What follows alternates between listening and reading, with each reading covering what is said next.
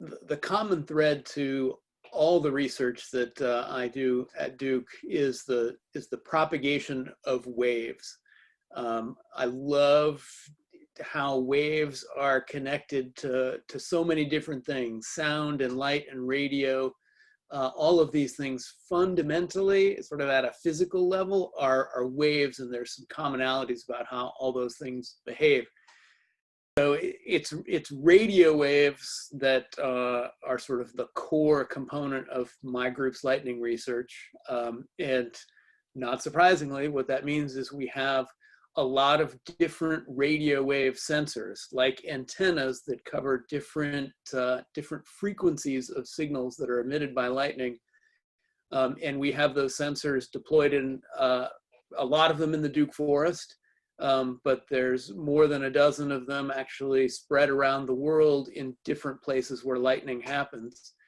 And what we do is we basically sit there and listen using those sensors to the radio emissions that come from lightning, and then use that as our sort of main research tool to either do things like to actually use those radio signals to make a picture of lightning. Oh, cool. Or sometimes just to detect whether something did or did not happen in a particular lightning flash. Right, so in our Duke Forest site, where we've got a room and a trailer adjacent to an empty field, the sensors themselves are outside the trailer, close to the middle of the field.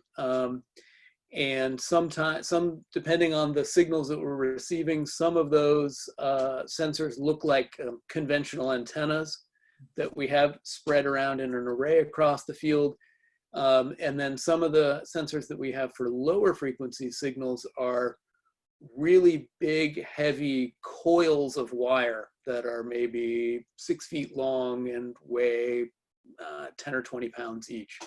And those are usually lying on the ground, and all of those generate different signals from these different frequencies that lightning emits. The highest frequencies that don't travel very far, so sometimes we're picking up, like with our array of antennas, we're trying to image pictures of lightning that's very close to the sensors, maybe 10 to 20 miles away at most. Oh. But with some of our really low frequency sensors, these long coils that sit on the ground, lightning is actually powerful enough that if you know when to look, you can pick up a signal on those sensors from a particular lightning flash that happened, honestly, 10,000 miles away.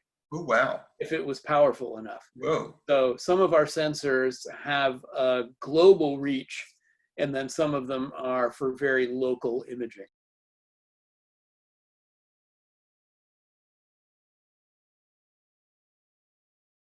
Things that I like to point out here. One is that the reality of lightning is that it is actually big business in terms of damage to infrastructure and insurance and sort of impact on operations of things like, you know, air travel.